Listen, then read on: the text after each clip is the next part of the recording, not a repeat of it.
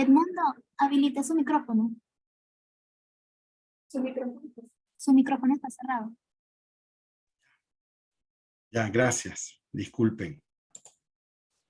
En nombre del presidente y demás miembros de la Junta Directiva del Instituto de Estudios Parlamentarios Fermín Toro, tengan todos muy buenos días con nuestro agradecimiento por el acompañamiento a este nuevo coloquio. Saludamos a los que nos ven por la plataforma Zoom y a los que nos siguen por YouTube. El día de hoy vamos a abordar un tema de particular interés y actualidad, como es el de los desafíos a la democracia en Centroamérica.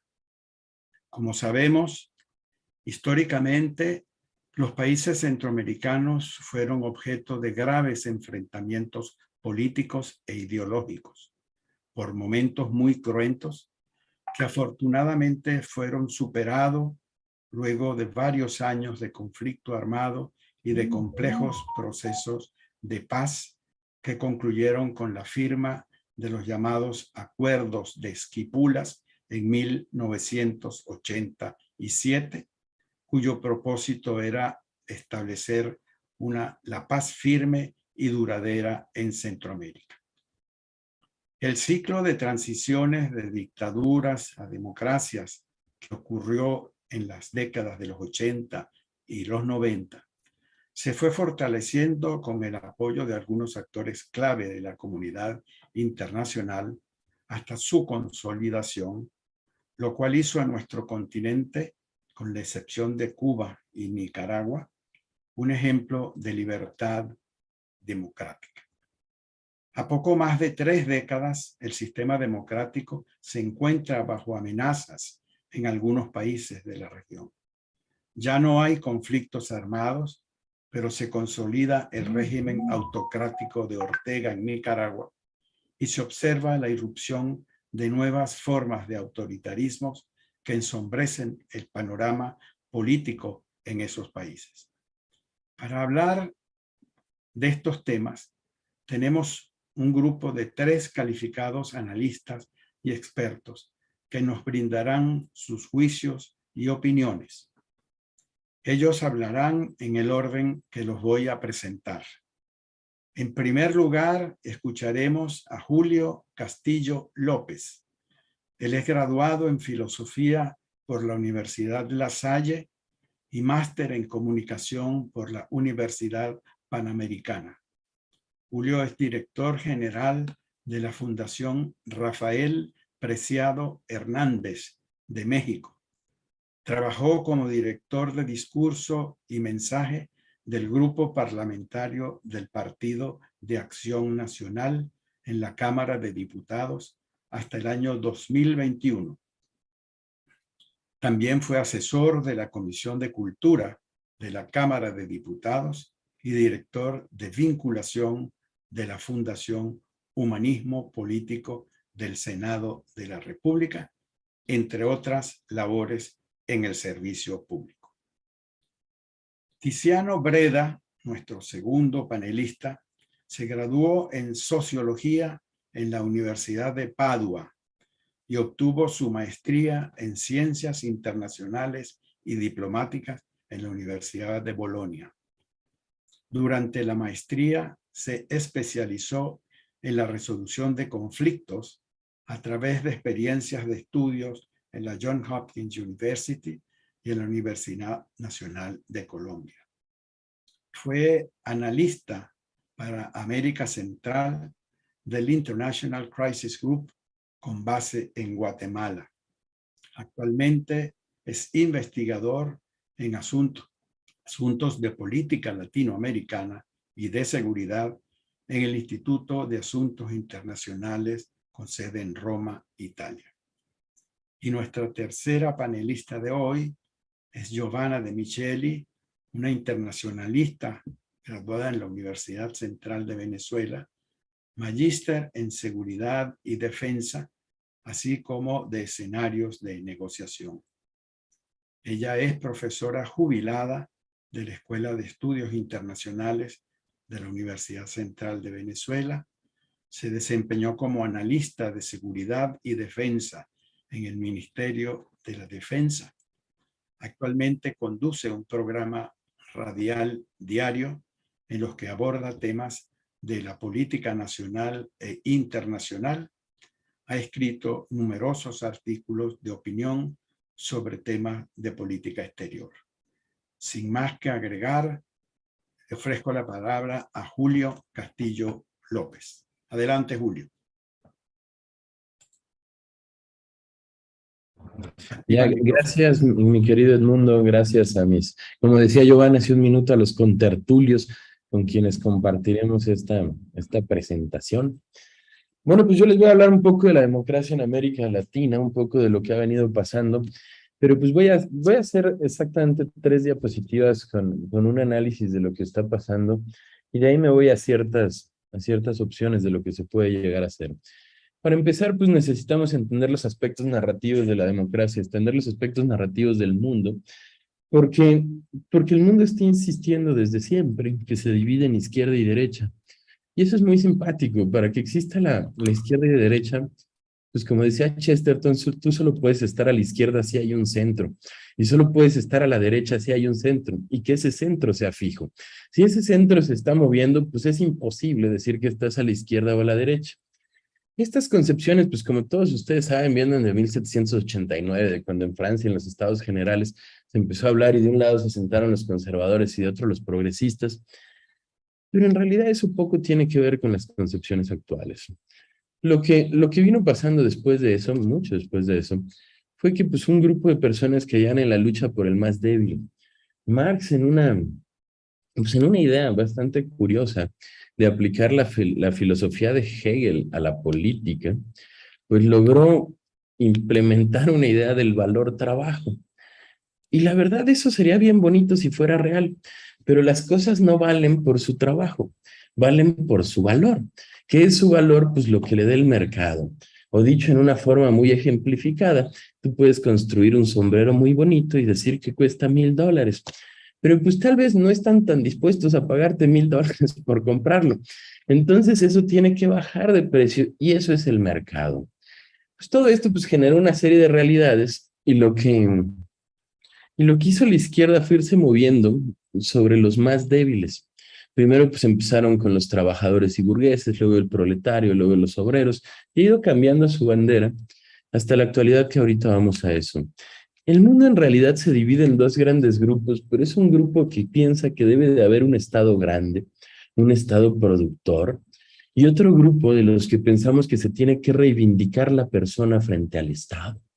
Cada uno de estos 2 grupos tienen una izquierda y una derecha.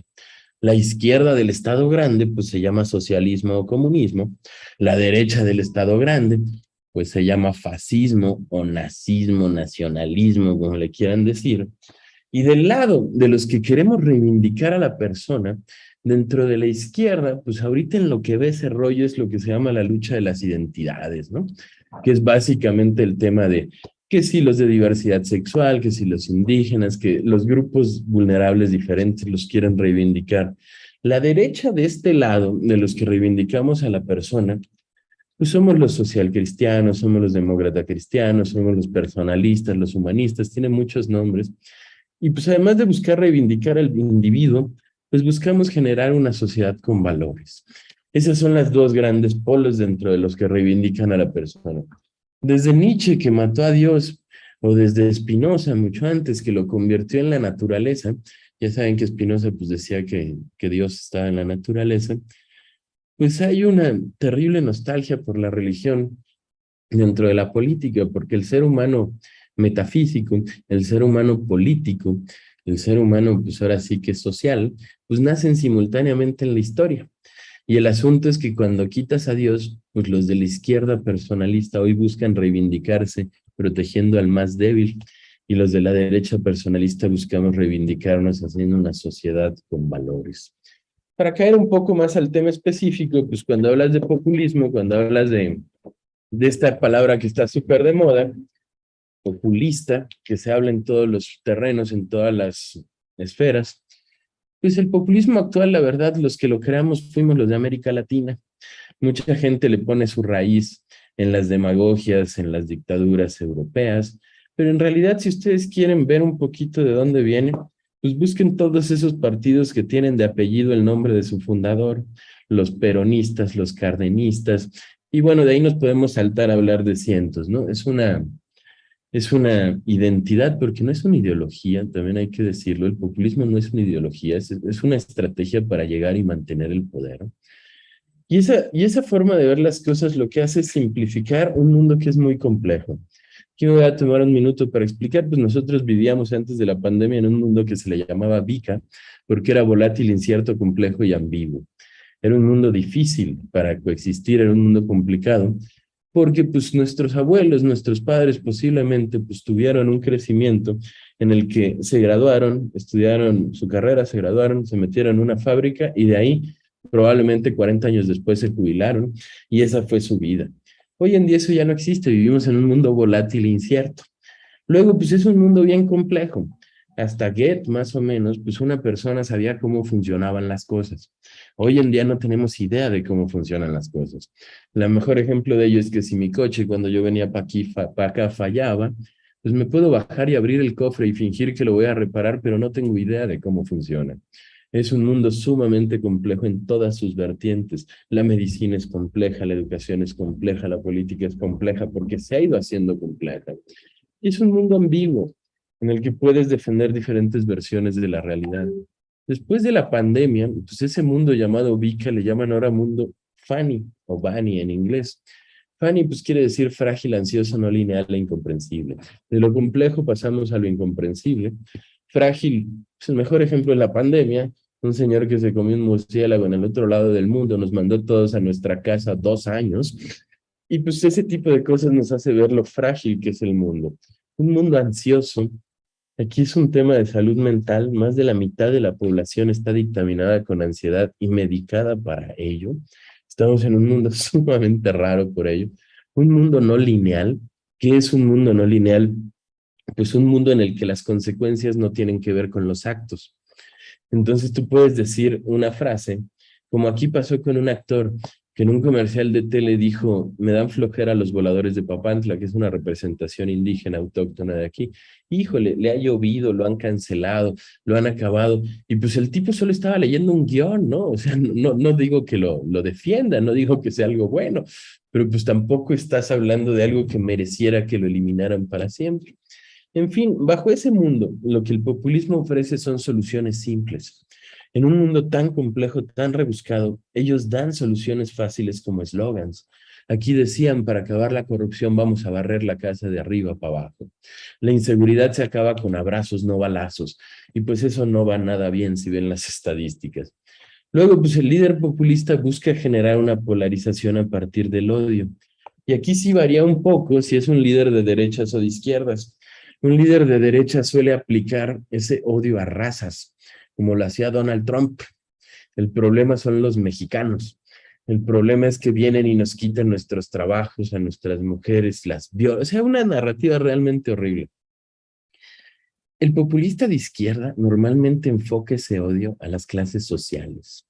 El problema son los ricos. El problema es la mafia del poder. El problema son los fifís, dicen aquí. Y son líderes que se les llama iliberales porque no están contra la democracia, realmente están contra la república. Ellos excusándose en una democracia pues prácticamente asambleísta, a mano alzada, dicen que pues es importante que el pueblo esté a favor, pero van minando las instituciones poco a poco para acabar con la democracia y con pues ahora sí que con toda la república. Luego, pues son líderes que se consideran por encima de la ley porque se dan un valor superior a ellos mismos y creen que su proyecto es mayor que la ley y se permite que se rompa. Eso se ve muy claramente ahora con personas como Bukele, un poco más hacia la derecha que hacia la izquierda. Se ve con personas como Andrés Manuel López Obrador, que dice cosas como no me vengan con el cuento de que la ley es la ley. Y pues también es justo reconocer que la democracia ha perdido adeptos. Supongo que aquí alguno de mis compañeros, sea Tiziana o Giovanna, pues van a comentar del Latinobarómetro, de cómo ha ido creciendo ahora sí que el descontento con la democracia y buscan ciertos líderes populistas. Esto no pasa en América Latina, esto pasa en todo el mundo. Yo creo que la mejor forma de entender esto es como lo hizo Moisés Naim en su último libro, que se llama La venganza de los poderosos, que les llama los líderes 3P. Los líderes que tienen 3Ps, uno es el populismo, otro es la polarización y otro es la posverdad. El populismo ya lo abordamos, la polarización también, y ahora voy a hablar un poco de lo que es la posverdad. Para empezar, desde 1981 que salió un libro de Rudolf Murray en Estados Unidos que se llama Constructing the Political Spectacle, que es construyendo el espectáculo político, pues vimos que la política tenía una parte de espectáculo, una parte de generar pues adeptos, y eso empezó a generar fans. Y los fanáticos son personas normalmente irracionales que defienden ideas que ni siquiera racionalizan, defienden pasionalmente ideas. El secreto del populismo es que está enfocado a la pasión del hombre. Luego, pues, erosionan los equilibrios democráticos. Pues, aquí pues, hay gente de Venezuela, hay gente de otros países que sabe perfectamente lo que es que se vayan erosionando los equilibrios democráticos poco a poco. Luego vienen pues, ciertos aspectos que les gusta mucho, como la militarización, darle más poder al ejército. Luego, pues ahora como cada vez ha habido más de este tipo de líderes, empiezan a hacer alianzas internacionales y se felicitan entre ellos y hacen sus acuerdos. Y parece, porque eso es lo que ellos dan a entender, que existe pues una legitimidad internacional, que se las da Rusia, que se las da otros países. Yo creo que el mejor ejemplo de eso es la foto de Donald Trump con dos presidentes de dos países que solo reconoce Rusia, que están alrededor de Ucrania y que solo son reconocidos como países y que además sale un mundo atrás así como si fuera pues del Salón de la Justicia de los superhéroes. De hecho, fue una foto que generó mucha burla por lo mismo. Luego, pues esta posverdad, para darle un contexto un poco más histórico, no se trata de decir mentiras y esperar que te las crean. Se trata de desinformar profesionalmente para enturbiar todo el ámbito y no saber qué es verdad y qué no. La raíz de esta posverdad no es nueva tampoco, viene más o menos de 1923, cuando Joseph Lenin en la Unión Soviética fundó algo que se llamó la Oficina Especial para la Desinformación. O sea, eso tenía una institución oficial, ¿no? Se dedicaban a desinformar. Y de esa oficina salieron un chorro de cosas que pues no pegaron, pero hay otras que sí, y todavía quedan en el ambiente. Por ejemplo, ellos fueron los que sacaron toda la idea de que el hombre no llegó a la luna, con una serie de argumentaciones. Y hoy en día todavía existen teorías de la conspiración y personas que están seguras que el hombre no llegó a la luna.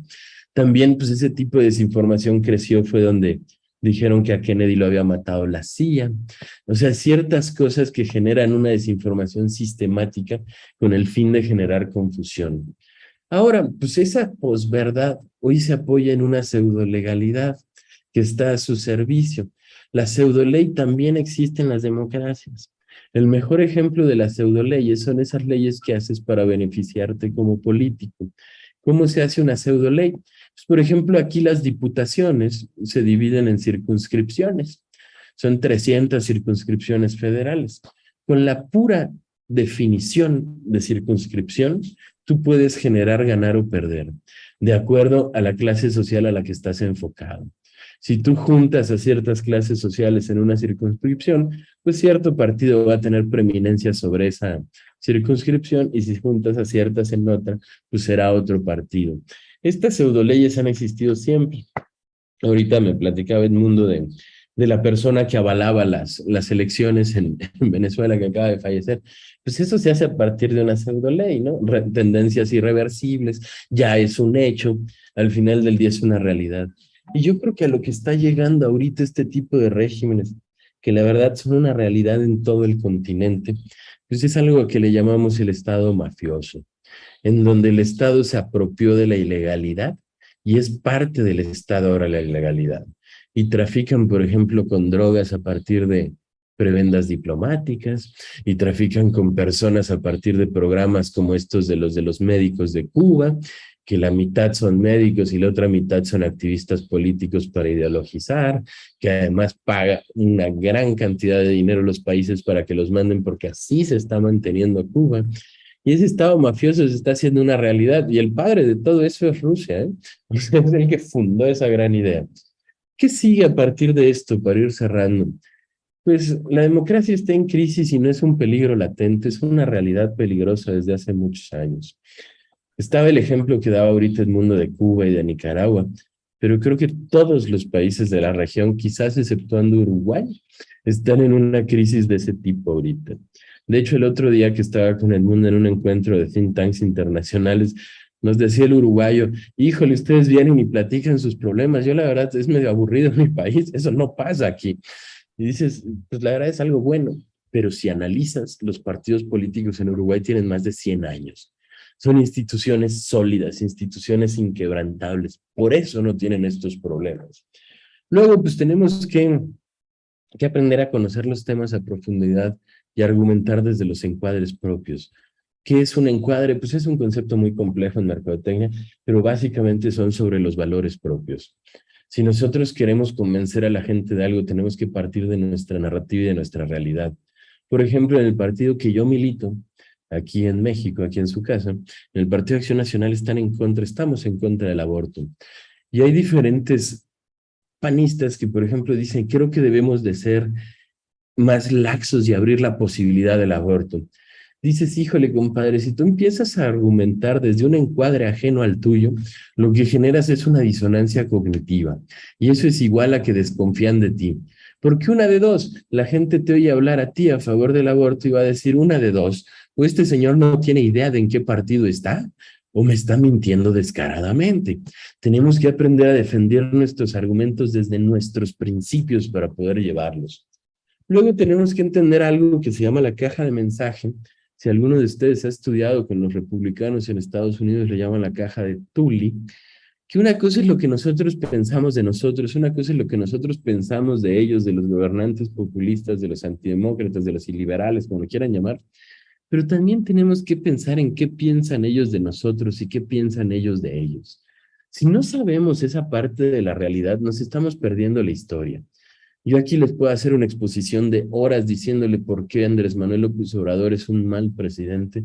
Y cualquiera aquí me puede levantar la mano y decir, oye, güey, y si es tan malo, ¿por qué tiene más de 60 puntos de aprobación? O sea, yo tengo que conocer también qué están viendo las otras personas para poder combatirlo. No solo hablar desde mi polo, entender la realidad. Luego, pues a partir de la posverdad, creo que es bien importante formar instrumentos ciudadanos de revisión de datos no politizados, ciudadanos al 100%. En algunos países se llama data check, que son estos que corroboran cada cosa que se dice. Hay uno aquí en México y el diciembre pasado, a los 4 años del gobierno de López Obrador, le han encontrado 101,000 mentiras dentro de sus conferencias matutinas. 101,000. O sea, ha dicho 100 mentiras diarias, o sea, diarias, en 1,000 días que ha dado conferencias de prensa. Luego, creo que es bien importante hacer y fortalecer las alianzas internacionales de los que pensamos similar, un poco como lo que estamos haciendo aquí con el mundo y con el instituto, un poco lo que hace Mariana Gómez del Campo con la OTCA, que está reorganizándola y volviéndola a agrupar, porque ellos se están reuniendo. Ellos están, que el Foro de Sao Paulo, que el Grupo de Puebla, que todos esos instrumentos que ya están generados. Y pues por último, tenemos que aprender a sensualizar el centro. En un mundo de estridencias es muy fácil irte por la política del alarido, del manoteo, del vamos a matarlos a todos. Y si algo tuvo, por ejemplo, Konrad Adenauer en Alemania después de la Segunda Guerra Mundial, Manuel Gómez Morín aquí en México, antes y durante la Segunda Guerra Mundial, es que ellos hablaron del centro en un mundo que estaba en los extremos y no se quitaron de ahí, lograron empujarlo hacia ese lado. Amigas, amigos, vivimos en un momento muy, muy difícil de la historia de la democracia. Necesitamos auténticos demócratas. Y creo que este es un buen momento para reflexionar y darnos cuenta que las cosas no van a cambiar si no las cambiamos.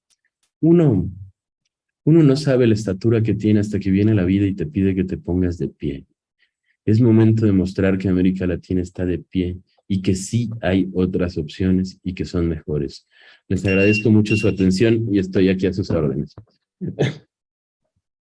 Muchísimas gracias, Julio, por esta extraordinaria exposición que nos has hecho sobre el populismo, la demagogia. El populismo no es una ideología, la democracia en crisis que estamos padeciendo en América Latina, y basta solo ver algunos de los índices que publican regularmente como Latinobarómetro o cualquier otra para ver el crecimiento del descreimiento en la democracia en algunos países.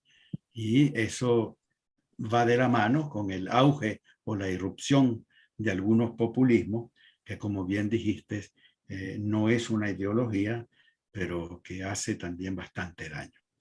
Oye, Gracias. Edmundo, solo para responder aquí las preguntas que me subieron al chat. El tema de Argentina es peculiarmente un relajo.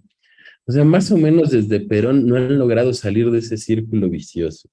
El único que logró más o menos frenarlo un rato fue Macri, y fue como una pausa momentánea y ahora volvieron a lo mismo. Es bien complejo porque además ahí se suma un factor radicalmente importante, que es el factor económico. Argentina ha vivido en crisis inflacionaria desde que tengo memoria. Si ustedes tienen que estabilizar el país y tienen que estabilizarlo a partir de la realidad. Muy bien, pues les agradezco mucho, mi querido Edmundo, y aquí los escucho. Gracias, Julio. Le ofrezco la palabra ahora a Tiziano Breda, que desde Italia, creo que es donde está en este momento, nos va a dar una visión sobre el tema de hoy. Adelante, Tiziano.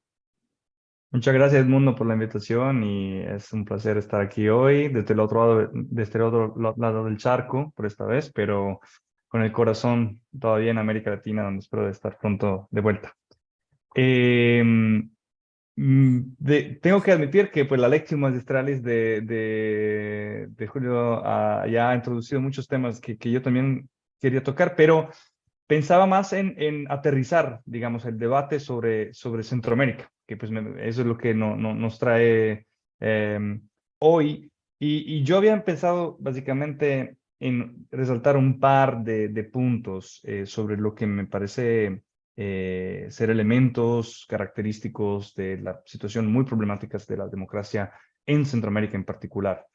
Y uno es un poco la diferenciación, ¿no?, entre las situaciones de diferentes países que parecen, sobre todo desde afuera, ¿no?, que van un poco en la misma dirección de concentración de poderes, de suspensión de derechos ciudadanos, de cooptación o desmantelamiento del sistema de justicia como tácticas, ¿no?, de retroceso democrático para controlar básicamente las diferentes ramas del Estado. Y en cierto sentido esto es correcto, o sea, efectivamente tienen tendencias parecidas, sobre todo usan artefactos retóricos parecidos en muchos casos, y sobre todo en relación y reacción a las críticas que puedan venir desde afuera, sobre todo, pero también desde adentro, sobre las ciertas acciones que puedan tomar. Entonces, vemos increíblemente cómo gobiernos pues, muy conservadores o de derecha, como el de Guatemala, pues se alinean perfectamente con Nicaragua, por ejemplo, en el otro lado del espectro ideológico, al criticar o al rechazar cualquier tipo de injerencia externa, de imperialismo, ¿no?, o de anhelo de regresar a un mundo unipolar que está cambiando muy rápidamente. Pero hay efectivamente peculiaridades que creo que hay que tomar en cuenta cuando se analiza la situación.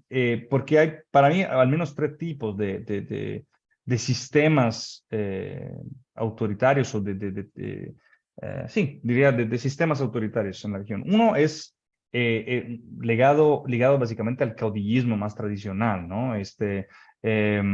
Y que tiene, por lo menos en apariencia, una matiz ideológica, tiene un recorrido histórico muy marcado. De hecho, pues tiene gobernantes que viven todavía, creo, desafortunadamente, o ven el mundo con unas lentes, digamos, anacronísticas, que es el caso de Nicaragua, por ejemplo. ¿no? En donde hay una perfecta identificación del gobernante o de la pareja gobernante con el Estado, y donde las tácticas utilizadas para consolidar el poder y para mantenerlo, pues son, diría yo, pues muy tradicionales, ¿no? Del caudillismo que ha habido incluso antes de la revolución sandinista en Nicaragua. Hay un sistema que pero para mí es peculiar y único, que es el de Guatemala, donde hay, donde digamos, la tendencia autoritaria no es tanto liderada por un gobernante en particular, por una fuerza política, por una corriente o por un sector, sino que es una mezcla de sectores, de élites, sectores políticos, sectores económicos, sectores militares, que no como bloque, pero en constante negociación entre ellos, entre sí, pues empujan hacia una dirección de retorno a lo que fue una época en donde pues había mayor control, ¿no? sobre los diferentes poderes del Estado, y donde las élites sobre todo podían garantizar su impunidad y su desfalco, básicamente, del Estado. Y que un mundo, digamos, que había sido trastocado, había sido afectado por la llegada, sobre todo, de la Comisión Internacional contra la Impunidad, OCC, que había tocado efectivamente, había descubierto, había logrado el enjuiciamiento y había proveído a los operadores de justicia el suficiente respaldo legal y político para realmente poner al descubierto pues, los crímenes que se habían cometido, tanto en el caso de la corrupción como en el caso de la represión en el marco del conflicto armado. Y luego, yo había pensado en mencionarlo entre la categoría que ya explicó muy bien Julio, que es hay estas tendencias autoritarias de matiz populista, básicamente, ¿no? Como es el caso de Bukele muy claramente en El Salvador, pero que tiene repercusiones en todas partes, de hecho, no solamente en otros estados donde la institucionalidad es débil, la democracia no es consolidada, sino que realmente en toda América Latina.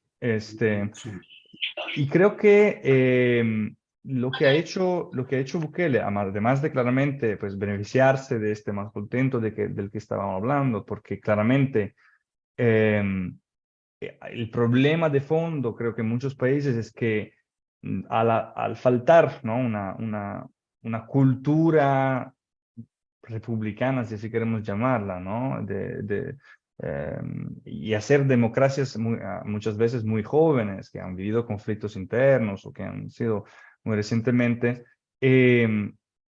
la democracia es un concepto un poco vacío por las mayorías.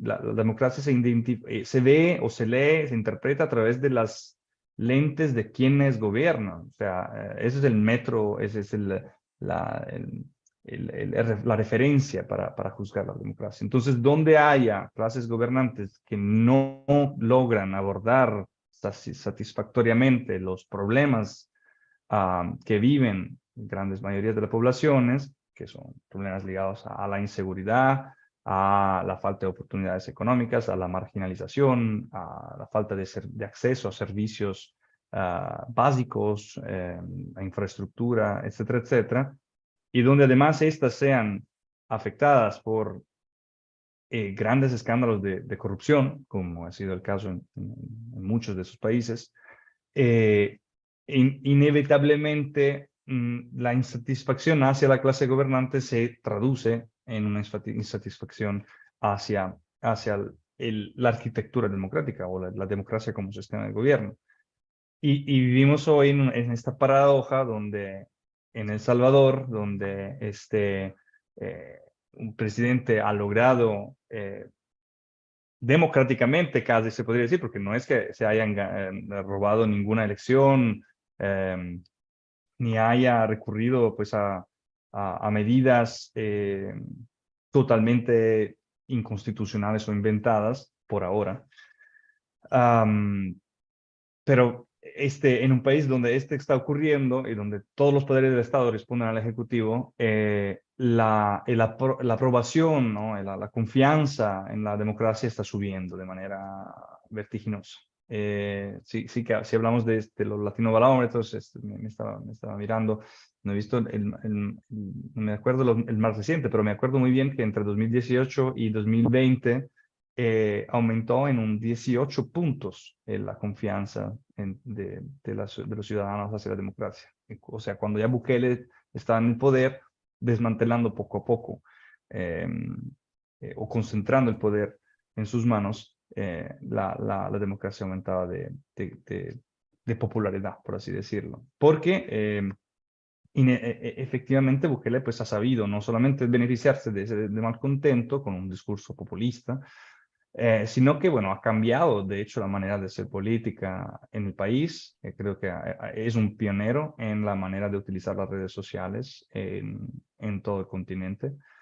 Es un político que sabe que pero su éxito es también ligado a los resultados. Y ha logrado, en el ámbito de la seguridad, por ejemplo, primero a través de negociaciones secretas con grupos criminales, pero sin que digamos, que fuera de conocimiento público o que hubiese suficiente evidencia para comprobarlo por mucho tiempo. Y después, a través de este estado de excepción y esta campaña de arrestos masivos realmente sin precedentes, ha logrado reducir los índices de criminalidad, con una serie de atropellos y de abusos a los derechos humanos que vienen de por medio. Pero ahí entra en juego la otra habilidad de Bukele, que justamente mencionaba Julio, la polarización.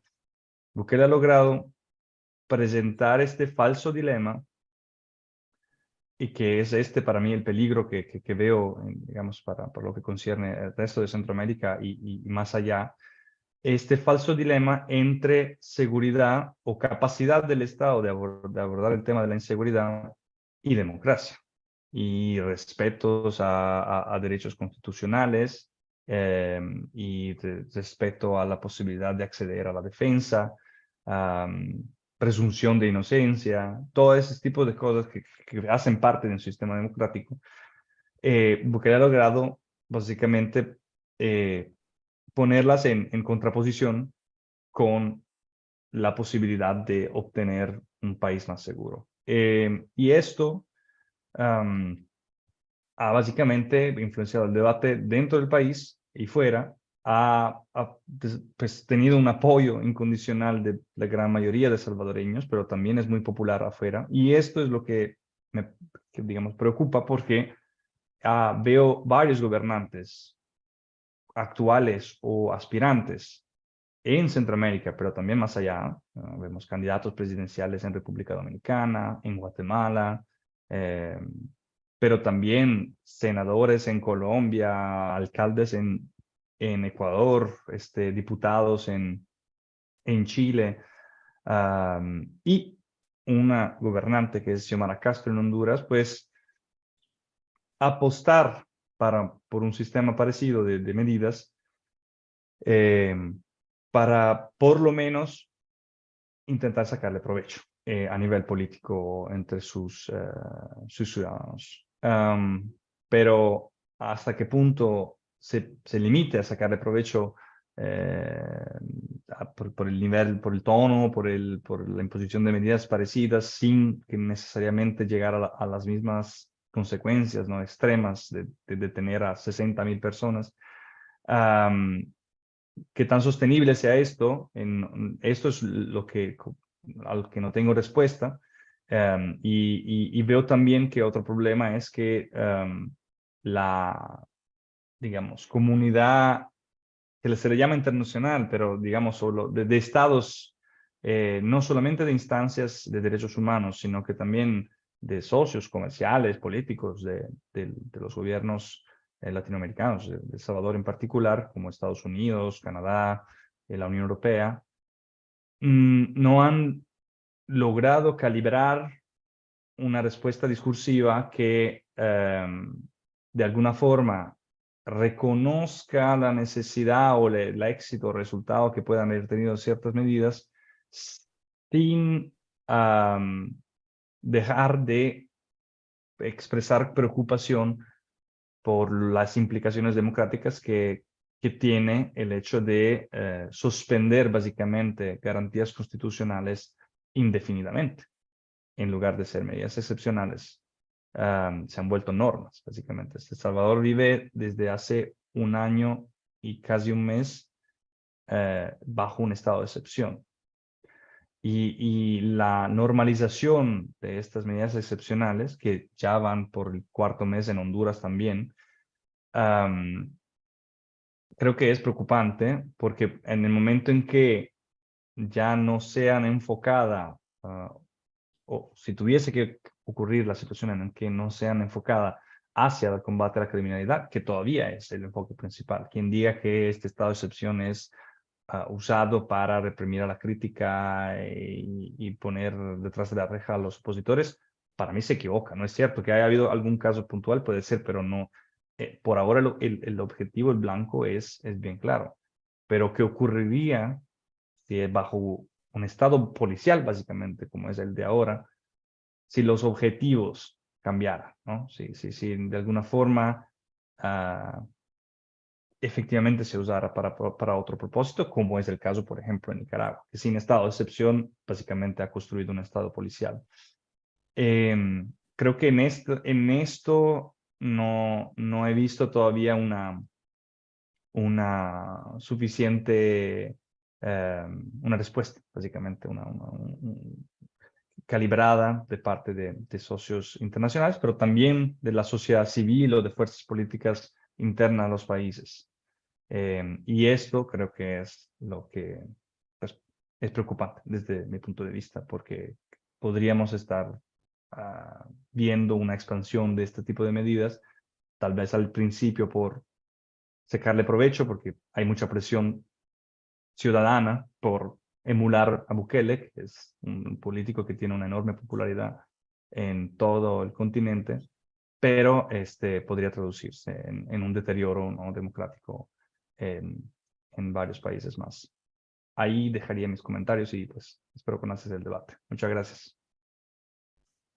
Muy bien, muchísimas gracias, Tiziano, por esta excelente intervención en la que nos has descrito el panorama general de la región centroamericana, con algunos énfasis que has hecho sobre el caso de El Salvador y la propia Nicaragua, también refiriéndote al caso de Guatemala. Sobre esto yo quisiera rescatar 2 o 3 puntos que has mencionado. Señalaste a la CICIG como un ejemplo de un mecanismo multilateral de la lucha contra la corrupción y la impunidad, que fue lamentablemente suspendido este ejercicio por parte del gobierno de Guatemala, y entiendo que ya la comisión no tiene sus funciones de investigación en el país. Eso es realmente lamentable. Pero también igualmente preocupante el desmantelamiento de las instituciones democráticas, la concentración de poderes. Nosotros, los venezolanos, conocemos muy bien estas experiencias y las hemos vivido, como decimos, en carne propia. Populismos y la ausencia de una cultura democrática. Ahí hay 2 ideas que son muy estrechamente vinculadas y que las desarrollaste muy bien, como en el caso de las élites políticas y militares que en algunos de los países. Gracias de nuevo por tu intervención y le ofrezco la palabra ahora a Giovanna De Micheli. Adelante, Giovanna. Gracias a Edmundo y al Instituto por la invitación, y qué maravilla que me toque hablar después de las 2 presentaciones anteriores, porque me allanaron muchísimo el camino, ¿no?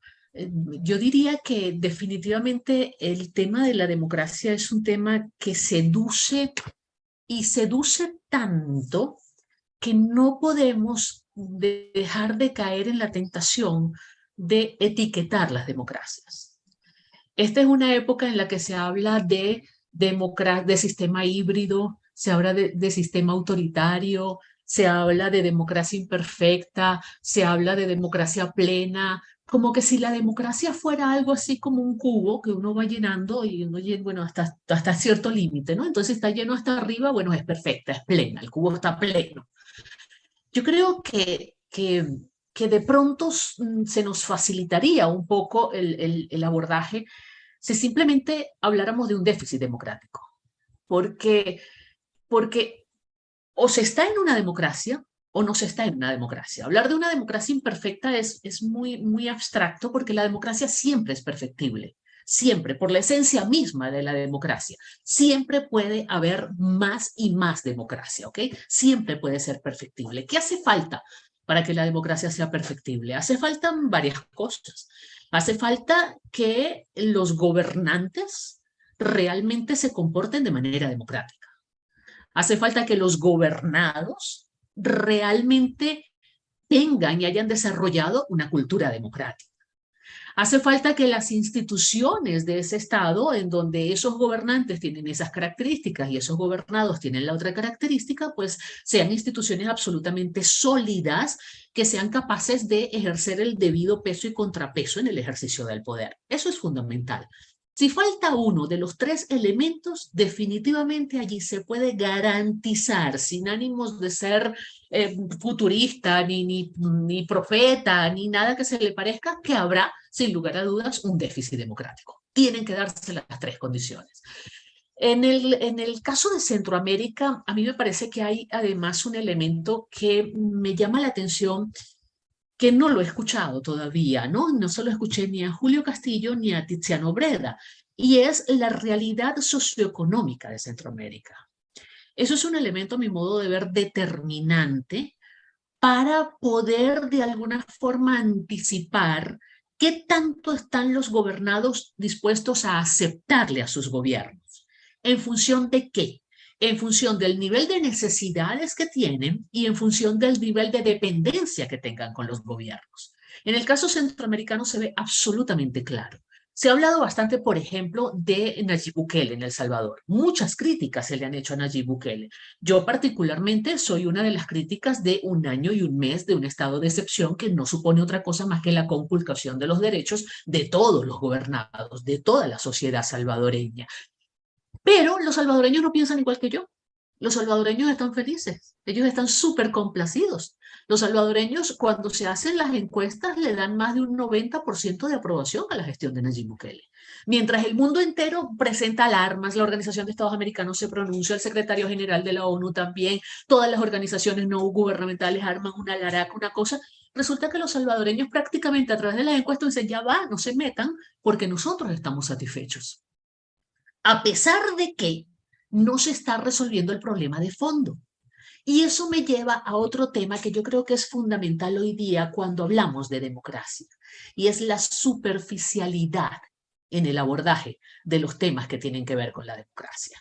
El ciudadano hoy día, y esto es un fenómeno a mí me parece mundial, no solamente centroamericano, pero estamos hablando del caso específico de Centroamérica, los ciudadanos hoy en día le dan mayor preponderancia a su cotidianidad, más que a la fortaleza institucional, más que a la solidez democrática, más que a las proyecciones al futuro. No, lo que al ciudadano le interesa es su ración de pastel ahorita, en este momento. Eso de Pie in the Sky quedó en el pasado hace mucho rato y lo vemos de manera absolutamente palpable en el ejemplo de El Salvador. ¿Qué es lo que quiere el salvadoreño? Bueno, que le garanticen seguridad. Su mayor problema era el de la precaria seguridad y Nayib Bukele se lo está dando. Que se lo está dando sin resolver el problema de fondo. Porque el problema de fondo es buscar el origen de la inseguridad, buscar el origen de todos esos grupos, esos que llaman gangas en El Salvador, lo que llaman maras en otros países de Centroamérica, esos que nacieron por cualquier cantidad de justificaciones cuando vino la ola de migración desde El Salvador básicamente hacia Estados Unidos y se crearon una suerte de grupos de autodefensas para defender a sus compatriotas que eran segregados en la sociedad estadounidense y se fueron, digamos, como que quedando en el delito como una forma ya prácticamente de vida, al punto tal que hay generaciones que no conocen otra forma de vida dentro de El Salvador. Eso se ha exportado a otros países. De eso también hay que hablar. Es necesario que un sistema democrático comience a resolver sus problemas realmente de fondo, ¿no? Me encantó mucho algo que dijo Tiziano cuando aseguró que la democracia se evalúa desde el lente del gobierno. Es verdad.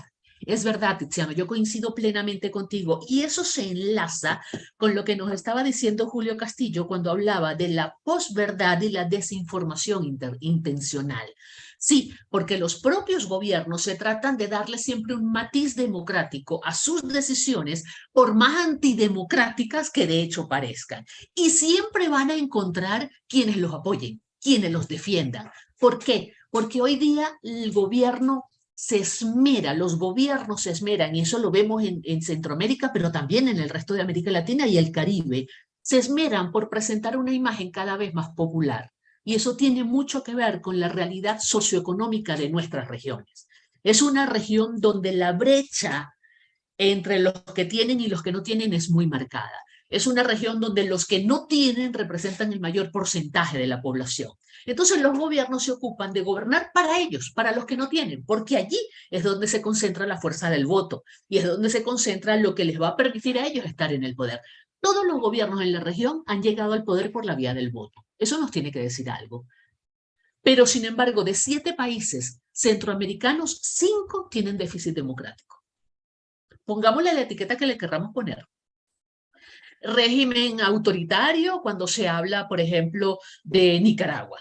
Régimen híbrido, como lo dice este informe del Estado de la Democracia para el 2022, habla de régimen híbrido y habla de Guatemala, El Salvador y Honduras. Democracia imperfecta y nos hablan de Panamá, pero tienen déficit democrático. 5 de 7 y todos llegaron al poder por la vía electoral. Una vez que llegan al poder, empiezan a ajustar las leyes a su mejor saber y entender para permanecer en el poder y no entregarlo. Y todos identificándose con ese sector más empobrecido de la sociedad, con ese sector más popular de la sociedad. Entonces, también tenemos que, yo creo, dedicarle un tiempito, un capítulo de este análisis a esa realidad socioeconómica que tenemos en la región y que es precisamente, yo creo que el origen, la verdadera raíz de la aceptación que tienen este tipo de gobiernos. Lo cual además se alimenta con esa figura, así como no, yo creo mucho en la figura del caudillo, yo creo mucho en la figura del líder populista, que no son otras cosas más que quienes saben leer esa situación real de esa sociedad, la explotan con los discursos que ellos elaboran para su propio beneficio, desmantelan el Estado porque parten de la base de que todo el pasado reciente debe ser borrado, en muchos casos inclusive para volver al pasado remoto. Eso lo vemos mucho en América Latina. O sea, lo que pasó en los años recientes es malo y eso hay que eliminarlo, pero es malo y entonces en vez de evolucionar hacia adelante, no, vamos a volver al pasado más remoto. Esa es la propuesta que tienen muchos de estos gobiernos en la región. Y hay una suerte de engolosinamiento con el poder. Es decir, es tan fabuloso estar en el poder. Estar en el poder no se ve ya como una vocación de servicio, sino se ve como una manera de yo mejorar mi calidad de vida, yo mejorar mi forma de vida, yo aprovechar el poder para beneficios particulares, grupales, sectoriales, partidistas, pero jamás ni nunca pensando, digamos, en el necesario y el imprescindible bien público, ¿no? La securitización como basamento antidemocrático, también lo dijo Tiziano Breda, es indiscutible ese falso dilema entre seguridad y democracia. No sé hasta qué punto es falso dilema, porque lo vemos inclusive en ámbitos no solamente de las acciones que se toman para reprimir la violencia, como es el caso de El Salvador. Lo vemos también con las acciones que se toman para reprimir la disidencia política en otros países, como es el caso de Nicaragua. pero también lo vimos con la concentración de poder, el autoritarismo y la conculcación de libertades que se impuso durante el tiempo de la pandemia, un poco para supuestamente salvaguardar el bienestar y la vida de la gente. Entonces, no sé hasta qué punto realmente el dilema es falso. Yo creo que el dilema realmente existe. Yo creo que encontrar ese justo equilibrio entre la necesidad de seguridad y la salud de la democracia es uno de los grandes retos que tienen los pueblos en estos momentos.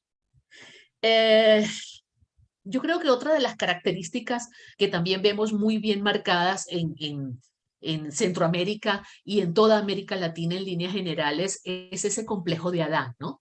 Que los gobiernos llegan prácticamente como borrando todo el pasado y quieren todo por primera vez. Entonces es típico de los gobiernos autoritarios, pero lo hemos visto mucho últimamente en los gobiernos de la región. Llegan modificando constituciones porque hay que tener una constitución nueva, porque la anterior que les permitió a ellos llegar al poder ya no sirve, porque entonces le puede permitir a otro llegar también, entonces tengo que modificar la constitución para que más nadie llegue. Ahí es donde vemos ese complejo de Adán tan arraigado en los gobiernos de la región. Y otro elemento que también me parece interesantísimo es la habilidad con la cual se van creando sociedades de sobrevivientes en Centroamérica y en toda América Latina. ¿Qué llamo yo sociedades de sobrevivientes? Aquellos ciudadanos en cada uno de estos países que optan por no decir verdades por temor a la acción represiva. Aquellos ciudadanos que optan por defender a un gobierno porque es un gobierno popular y es el único que ha hecho empatía con sus necesidades, con sus necesidades más precarias e históricas inclusive. Eso es un sobreviviente, ese va a aceptar todo lo que venga del gobierno porque está comiendo de la mano del gobierno. El que llamo yo el sobreviviente, aquel que de alguna manera acepta cualquier y justifica cualquier acción antidemocrática del gobierno. ¿Por qué? Porque teme la pérdida de esa empatía con el ente gubernamental que nunca antes había logrado en la historia y la está logrando ahorita. Y se le ha hecho creer o se le ha hecho asimilar la idea de que si ese gobierno deja el poder, definitivamente ellos van a volver a ser absolutamente ignorados, van a volver a dejar de existir dentro de sus respectivas sociedades. Eso lo vemos inclusive en el caso de Nicaragua, lo vemos inclusive en el caso de Guatemala, lo vemos de alguna manera en el caso de Honduras, o sea, lo vemos en varios países centroamericanos y lo vemos también en muchos otros países de la región.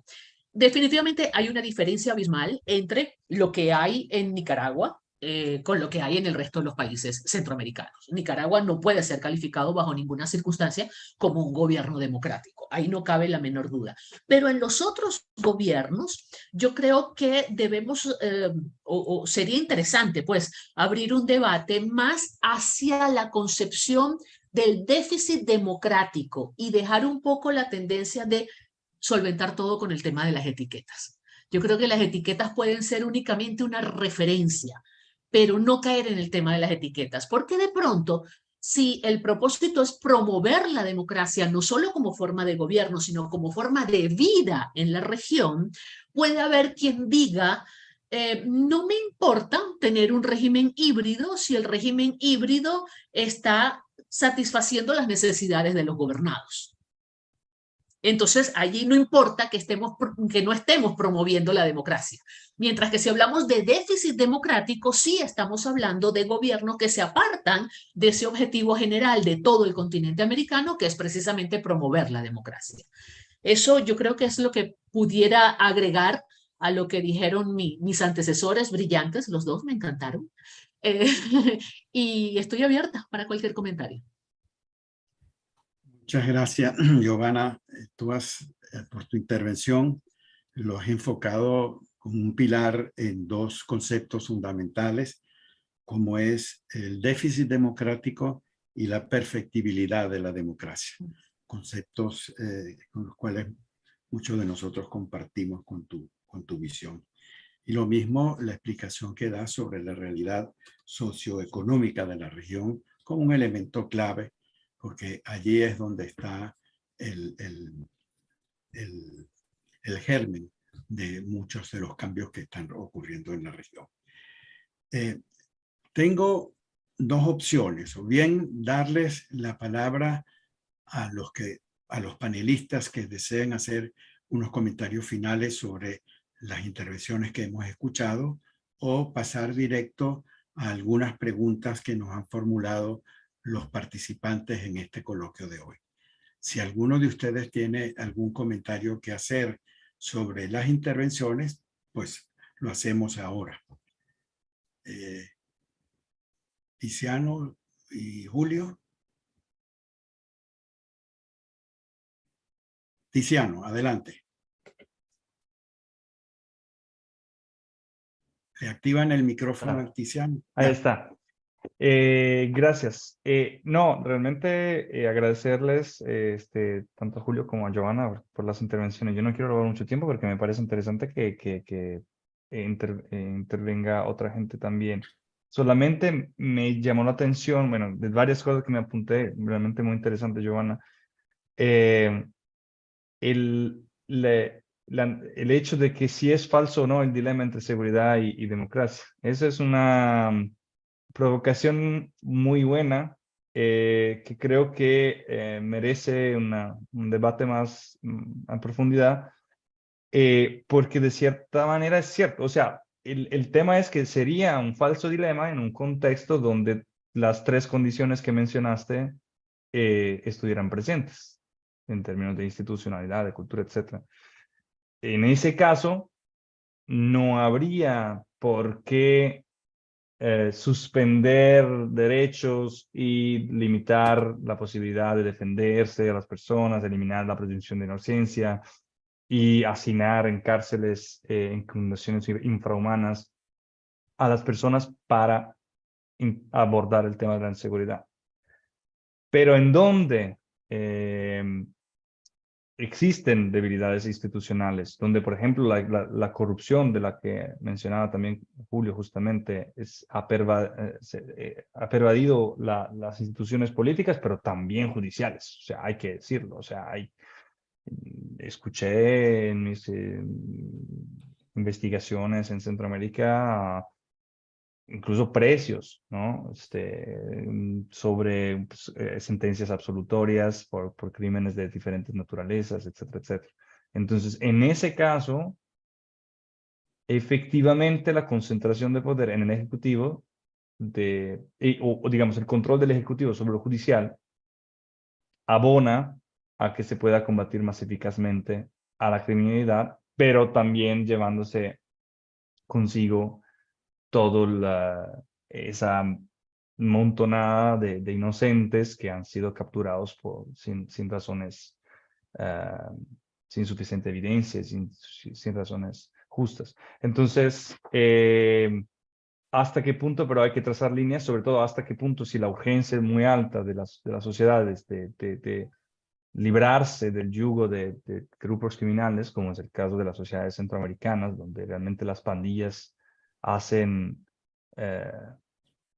realmente imponen una gobernanza y tienen una presencia y a veces incluso solucionan, ¿no?, los problemas de los ciudadanos mejor que el Estado mismo. Habría que ver hasta qué punto, pero habría que trazar límites para abordar eficazmente el tema de la inseguridad en un plazo razonable sin que esto afecte tanto a la democracia. Pero ahí lo dejo. Creo que hay una mano Muchas levantada. gracias, Tiziano. A ver, estoy viendo, Julio, tú como que deseas hacer algún comentario en este momento. Adelante, Julio Castillo. Le activan el micrófono, por favor. El dilema que tanto Tiziano como Giovanna han mencionado sobre el tema de pues ahora sí que de los resultados inmediatos, la necesidad de que haya resultados, pues es el dilema central, yo creo, de lo que se ha dicho aquí. El tema de Bukele lo ponen como ejemplo de saltarse el Estado de Derecho, la presunción de inocencia, pero eso es algo que está pasando en todo el mundo. Por ejemplo, aquí en México hay un estado que se llama Michoacán. En ese lugar había un líder de las guerrillas que se llamaban autodefensas. Y cuando tú tienes una criminalidad tan desarrollada, en la que le están cobrando uso de suelo a las personas por llevar un hijo a la escuela, por tener una ventana, por tener una casa bonita, llega una persona y los mata y le aplaude, ¿no? Porque definitivamente están, como dice Giovanna, resolviendo el problema de manera inmediata. El problema de esto es que la democracia es lenta a propósito. La institucionalidad es lenta a propósito.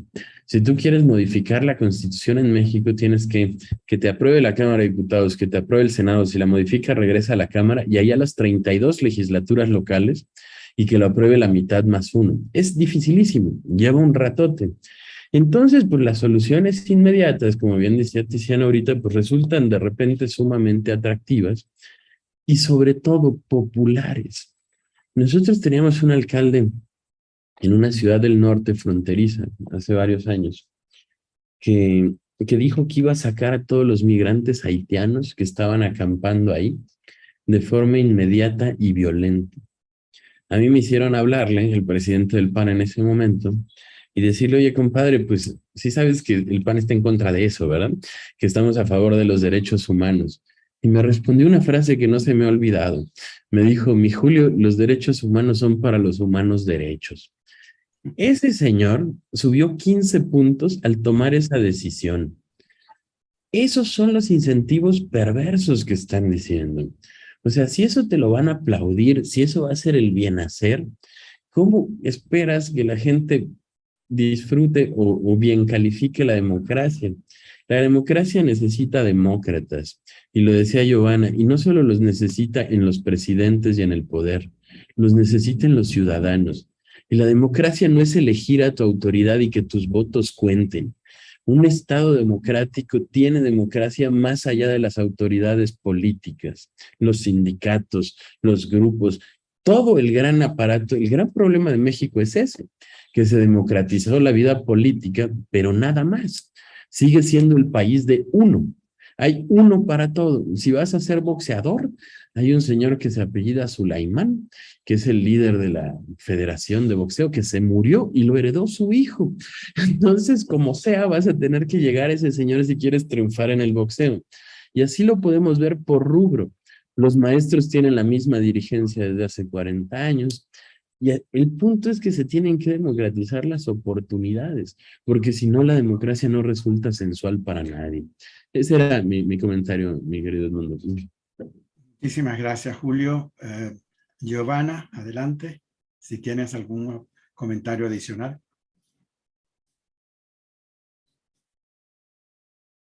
Yo lo único que yo quería decir es que, bueno, ya tenemos un tema para un próximo encuentro, ¿no? El tema del dilema entre seguridad y democracia. Es lo único. Es un buen tema para otro foro. Así es. Voy a leer tal vez un par de preguntas de los participantes que nos siguen por YouTube. Y esta primera pregunta está dirigida a Julio Castillo. ¿Cómo terminar de desmistificar el modelo cubano de índole totalitarista marxistoide y su expansión a través del Foro de Sao Paulo? Lo curioso es que normalmente esas cosas son un mito a partir de que generaron un mito. El modelo marxista cubano siempre fue un fracaso. Siempre los tuvo que mantener otro país. Si no fue Rusia, después aquí con todo respeto a los presentes, pues fue Venezuela, y ahora son diferentes ventas de diferentes lados, como los contratos para los médicos cubanos. Es una vez lo mismo que la pasada intervención. Necesitan demócratas que además lo vivan. Quien ha ido a Cuba sabe perfectamente que ese no es el modelo. Ahora sí que, como decía un amigo, yo antes de dedicarme de lleno aquí a la política, pues también estudié música, soy compositor y arreglista. Y los cubanos pues son un ícono dentro de la música en toda América Latina, yo creo.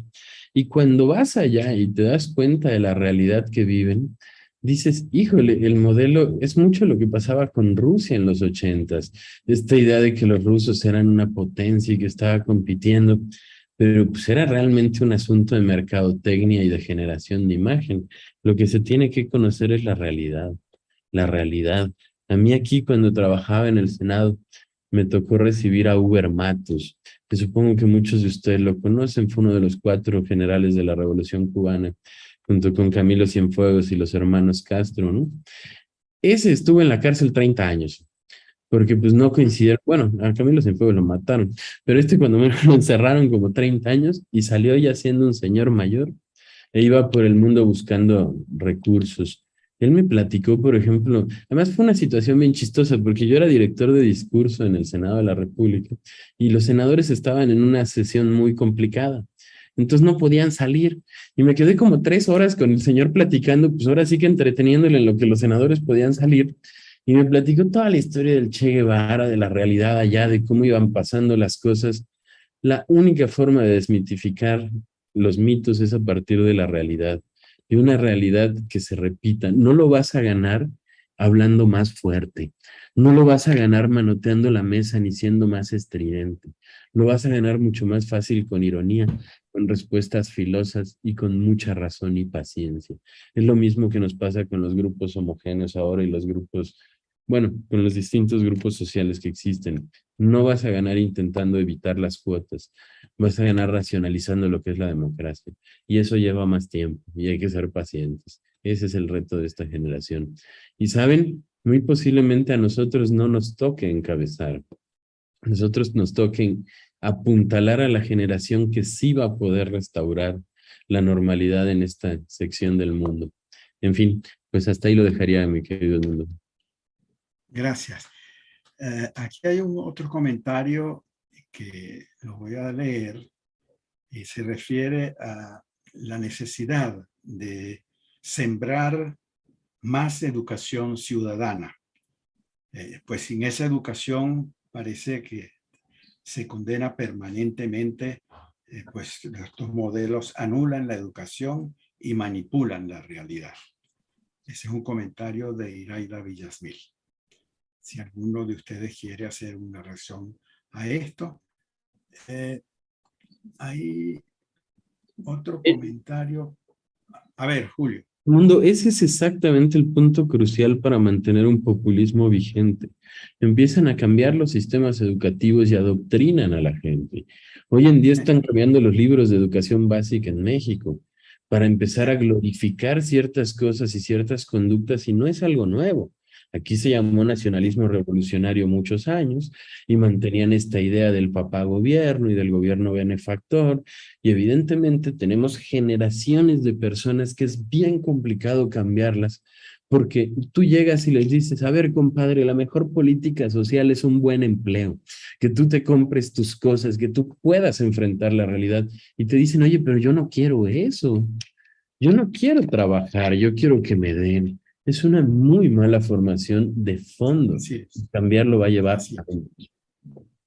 Gracias, Así es. Bueno, mis estimados amigos, no me resta sino nuevamente darle nuestro agradecimiento en nombre del Instituto de Estudios Parlamentarios, de su presidente, el doctor Abeledo, a Giovanna, a Julio y a Tiziano por esas excelentes presentaciones que nos han ilustrado mucho en la mañana de hoy en este coloquio. Muy agradecidos a ustedes y a todos los participantes que nos escucharon por las plataformas de Zoom y también por el YouTube. Agradecidos y hasta otra próxima oportunidad. Ya tenemos por allí una sugerencia, una propuesta de organizar algún debate nuevamente sobre este tema de democracia y seguridad. Gracias y buenos días.